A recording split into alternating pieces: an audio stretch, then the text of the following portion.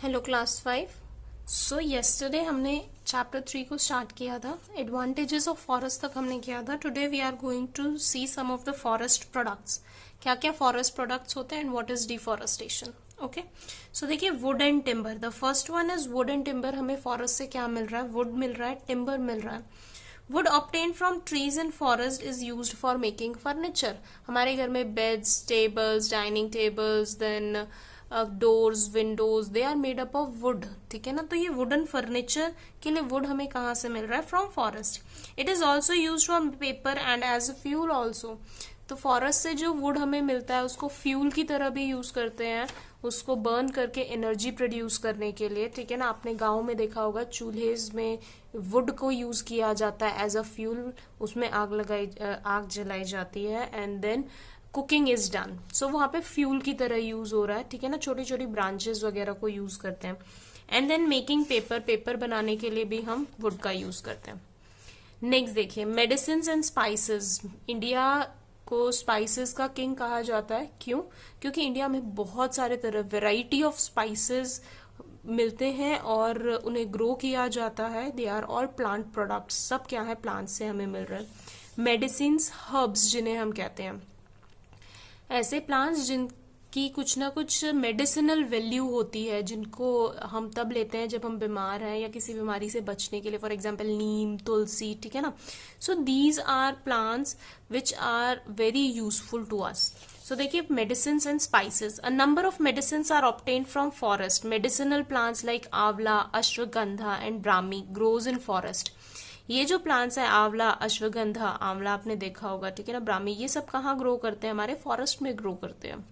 So some spices are also obtained from forest.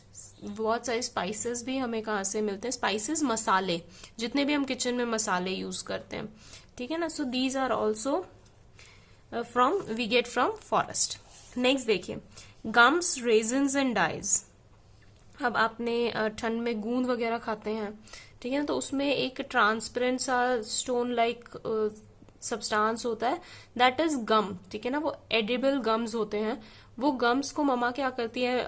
घी में fry करके और फिर आपको उसमें मिक्स कर देती हैं आपके जो बाकी इंग्रेडिएंट्स हैं। ठीक है, so that is a form of eatable form है वो हमारा। तो देखिए, gums are used for making adhesives and medicines भी बनती हैं। ठीक है, दैट और एडहेसिव्स वो सब्सटेंसेस होते हैं जो दो सर्फेसेस को ज्वाइन करने के लिए यूज होते हैं। For example Fevicol is adhesive. Fevicol adhesive होती है क्योंकि वो दो चीजों को ज्वाइन करने के लिए काम आती है। ठीक है ना, तो हम गम्स को यूज करते हैं एडहेसिव्स बनाने के लिए, मेडिसिन बनाने के लिए, और कुछ वेराइटी ऑफ गम्स को हम फूड की तरह भी यूज करते हैं। ठीक है, many resins are use to make varnishes and paints वगैरह बनाने के लिए हम रेजन्स को भी यूज करते हैं। डाइज आपने देखा होगा, पेपर को, कपड़ों को डाई करने के लिए मेनली। ठीक है ना, वो हमें कहाँ से मिलते हैं? जो कलर्स हैं, these are all obtained from your forest. सब फॉरेस्ट से आपको मिलता है। Next are special leaves. देखो, areca nut leave are use to make disposable plates. Areca nut leave के आपने प्लेट्स वगैरह पे खाना खाया होगा कभी। हम बाहर मंदिर वगैरह में जाते हैं तो मेनली हमें वहां पे उस तरह की प्लेट्स दिए जाते हैं। नॉट पेपर प्लेट्स, वो डिस्पोजेबल होते हैं। They are made up of leaf. ठीक है ना, लीफ से बने होते हैं, अरेका नट लीफ से। Then tendu leaf is also called green gold of Orissa. Tendu leaf को हम क्या बोलते हैं? ये देखिए, तेंदू का पिक्चर भी दिखाया है। तेंदू लीफ को हम बोलते हैं green gold of Orissa. The leaves of tendu are used for particular wrapping purposes. ज्यादातर जो तेंदू लीव्स का यूज होता है रैपिंग पर्पस के लिए होता है, मतलब रैप करने के लिए चीजों को। जैसे हम गिफ्ट को रैप करते हैं रैपिंग पेपर से, उस तरह से चीजों को रैप करके एक जगह से दूसरी जगह ट्रांसपोर्ट करने के लिए तेंदू लीव्स का यूज होता है। इसीलिए उन्हें ग्रीन गोल्ड ऑफ उड़ीसा कहते हैं। ठीक है ना, नेक्स्ट इज हनी। हनी आपको पता है, शहद सबके घर में होगा ना। Large beehives are found in forest that are use for extraction of honey. बड़े बड़े बी हाइव्स हमें फॉरेस्ट में मिलते हैं जहां से हमें हनी मिलता है। और बी वैक्स को हम किसके लिए यूज कर सकते हैं? कॉस्मेटिक्स में यूज कर सकते हैं, मेडिसिन में हम घर पे यूज करते हैं। फॉर एग्जाम्पल, अगर हमें खांसी हो रही है, हमारा गला खराब है, तो मम्मा हमें क्या कहती हैं? You should take 1 spoon of honey. ठीक है ना, तो उससे हमारा गला ठीक रहता है। देन कॉस्मेटिक्स वगैरह में आपने देखा होगा, वेरियस कॉस्मेटिक्स में हम हनी का यूज करते हैं. Next is bamboo. Bamboo is according to me a magical plant. Magical plant है. आप उसको ईटिंग से लेके बैम्बू की जो कच्चा बैम्बू होता है उसकी बहुत डिलिशियस वेजिटेबल बनती है. ठीक है. And then baskets, toys, bridge, ठीक है ना, इवन घर बनते हैं बैम्बू से. ठीक है ना.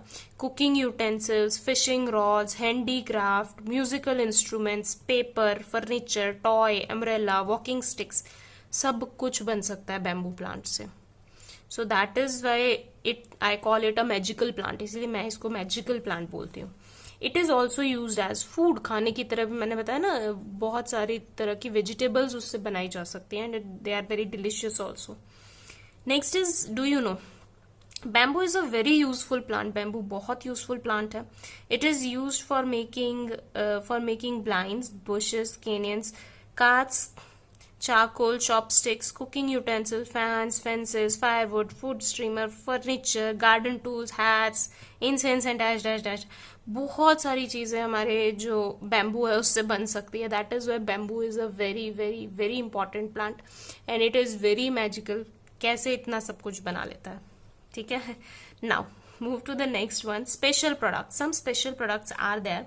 सैंडलवुड, चंदन की लकड़ी जिसे हम बोलते हैं. लैक हमने लास्ट ईयर पढ़ा था. लैक इंसेक्ट से हमें लैक मिलता है, 4th क्लास में हमने पढ़ा था. रबर ट्री से हमें, देखिए रबर यहाँ पे कलेक्शन हो रहा है, तो रबर ट्री से हमें रबर मिलता है. These are some special products obtained from forest. Lac से हमने बताया था बैंगल्स वगैरह बनते हैं. ठीक है ना. सैंडलवुड वगैरह से, बहुत सारी चंदन की जो लकड़ी होती है उससे बहुत इंपॉर्टेंट और बहुत एक्सपेंसिव चीजें बनती हैं.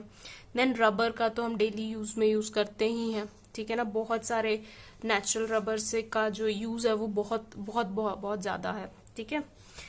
नेक्स्ट देखिए, deforestation. Next is deforestation.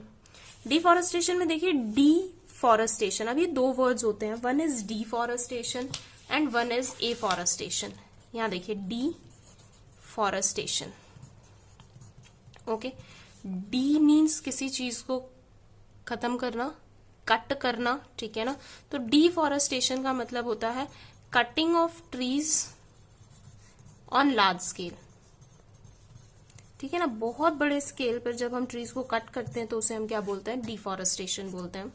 And the word opposite to it is afforestation. क्या है, एफॉरेस्टेशन. एफॉरेस्टेशन का मतलब क्या है, when we are planting a large number of trees. Planting a large number of trees, this is called afforestation. ठीक है. तो कौन सी हैबिट अच्छी है, डिफॉरेस्टेशन या एफॉरेस्टेशन? प्लांट्स हमारे लिए बहुत जरूरी हैं, तो डिफॉरेस्टेशन तो कभी करना ही नहीं चाहिए. ठीक है. हमें हमेशा एफॉरेस्टेशन करना चाहिए कि जितना स्पेस अवेलेबल है हम उसमें ज्यादा से ज्यादा अमाउंट में नंबर ऑफ ट्रीज को इंक्रीज कर सकें, सो दैट हमारे एनवायरमेंट का बैलेंस बना रहे और हमें सर्वाइवल में मुश्किल ना हो. ठीक है. लेकिन देखिए होता क्या है, we now know that forests are very useful for mankind. However, some of us cut down the trees in unplanned manner due to our own selfish interest. हम अपने इंटरेस्ट के लिए, खुद कुछ लोग पैसे अर्न करने के लिए, एक्स्ट्रा पैसे अर्न करने के लिए इलीगल तरीके से क्या करते हैं, फॉरेस्ट को कट करते हैं. अगर वो इस तरीके से फॉरेस्ट को कट करते हैं, बहुत सारे ट्रीज को एक साथ कट कर देते हैं, तो उस एरिया में जो नेचर का बैलेंस है वो क्या हो जाता है, खराब हो जाता है. ठीक है ना. This is neither right not desirable. ना तो ये चीज सही है और ना ही जरूरी है. ठीक है. ना human beings cut forest because of following reasons. क्या रीजंस हो सकते हैं हम क्यों कट करते हैं? Because we need more land to make houses, industries and for agriculture. अब जैसे जैसे हमारी पॉपुलेशन बढ़ रही है, ठीक है ना, ओवरऑल वर्ल्ड की, मैं सिर्फ अपनी कंट्री की बात नहीं करूंगी, ओवरऑल वर्ल्ड की बात करते हैं हम. अगर पॉपुलेशन बढ़ जाएगी, इफ दिस इज माई अर्थ, यहाँ इतना स्पेस मेरे लिए अवेलेबल है रहने के लिए.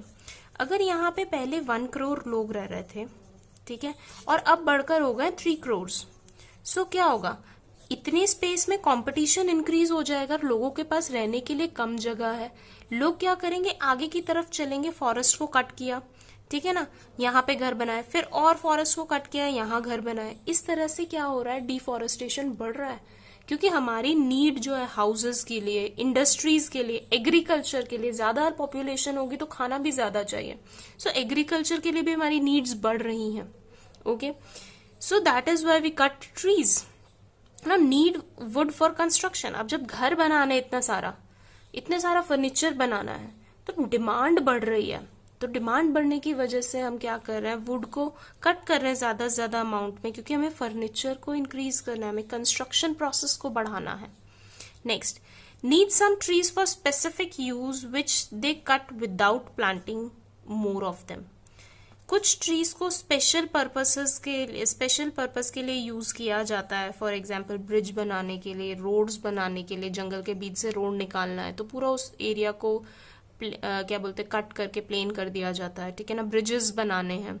कुछ ऐसे प्लांट्स भी होते हैं जिनको स्पेशल पर्पस के लिए कट किया जाता है, लेकिन हम उनकी जगह दूसरे प्लांट्स को ग्रो ही नहीं करते हैं। So that is also a reason for deforestation. ये भी रीजन है किसका, डिफॉरेस्टेशन का। Now देखिए, such activities are leading to a drastic reduction in forest cover on earth।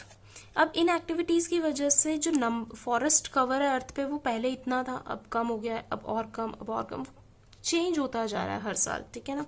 The government has made laws according to which cutting down of trees is punishable offence.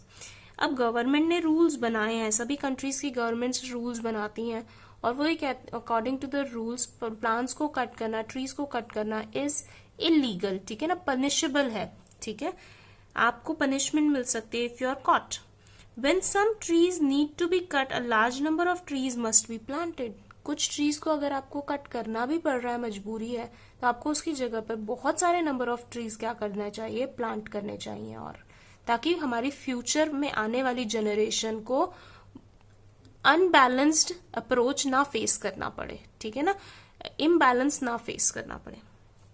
देखिए, harmful effects of deforestation. Deforestation इतना बुरा क्यों है, क्योंकि जितने भी advantages हमने पढ़े थे, द एडवांटेजेस वी रेड, अगर प्लांट्स नहीं होंगे तो ये एडवांटेजेस सब वैनिश हो जाएंगे, सब खत्म हो जाएंगे, ठीक है ना। तो यहाँ पे बिल्कुल इसका अपोजिट आ जाएगा बच्चों। देखो, cutting down of trees is by man is very harmful. It leads to decrease in rainfall in surrounding areas. आसपास के एरिया में हमने राजस्थान का एग्जाम्पल लिया था, तो यहाँ पे क्या हो जाएगा, आसपास के एरिया में बारिश रिड्यूस हो जाएगी, कम हो जाएगी। Increase the amount of carbon dioxide. Plants क्या कर रहे थे, कार्बन डाइऑक्साइड को एब्जॉर्ब करने का काम कर रहे थे। सो अगर प्लांट्स नहीं होंगे तो कार्बन डाइऑक्साइड बढ़ जाएगी, जिसकी वजह से ग्लोबल वार्मिंग बढ़ेगी, next, decrease in level of ground water. पानी जो है बारिश का, वो सीप करके अंदर की तरफ जा रहा था, लेकिन अब अगर हम क्या करेंगे, प्लांट्स को कट कर देंगे, तो ग्राउंड वाटर जो है उसका लेवल क्या हो जाएगा, डिक्रीज हो जाएगा, कम होता चला जाएगा। Next, increase in soil erosion. Soil erosion बढ़ जाएगा, जिसकी वजह से ज्यादा फ्लड आएगी, ज्यादा बाढ़ आएंगी, ठीक है ना। This can result in wide spread destruction. और आपको पता है, जब भी फ्लड्स आती हैं तो उस एरिया को बिल्कुल खत्म कर देती हैं, ठीक है ना। सो दैट इसकी वजह से डिस्ट्रक्शन और डैमेज बहुत ज्यादा होता है। Next, destruction of habitat of a number of plants and animals. बहुत सारे प्लांट्स और एनिमल्स का अगर हम ट्रीज कट करते हैं तो वो कहाँ जाएंगे, वो वाइल्ड लाइफ है, ठीक है ना, वो फॉरेस्ट में रहने वाले एनिमल्स हैं, बर्ड्स हैं, क्रिएचर्स हैं, वो सब कहाँ जाएंगे। सो उनका हैबिटेट हमने क्या कर लिया, खत्म कर दिया। सो दैट्स वाई या तो उनकी जो स्पीशीज है वो धीरे धीरे करके एक्सटिंक्ट हो जाती है, खत्म हो जाती है, जिसके बारे में हम नेक्स्ट चैप्टर में पढ़ेंगे, या फिर क्या होता है, वो हमारे सिटीज की तरफ बढ़ने लगते हैं, ठीक है ना। आपने देखा होगा मंकीज का बहुत ज्यादा जो नॉनसेंस क्रिएट करते हैं वो सोसाइटीज में बढ़ रहा है। क्यों? क्योंकि हमने ट्रीज को कट कर दिया, हमने उनके हैबिटेट्स ले दिए। Now they do not have shelter. अब उनके पास शेल्टर नहीं है और खाना नहीं है, ठीक है। तो वो दोनों चीजें उनको कहाँ से मिलेंगी, सिटीज से मिलेंगी। तो सिटीज में वो हमारे घरों की तरफ बढ़ते हैं। Clear? So these are the harmful effects of deforestation. ये क्या है, आपके हार्मफुल इफेक्ट्स ऑफ डिफॉरेस्टेशन है। So up to here there should be no problem. If you have any problem, you can comment below, and then tomorrow we will do how to protect the forest and we'll complete the chapter. So goodbye everyone and take care.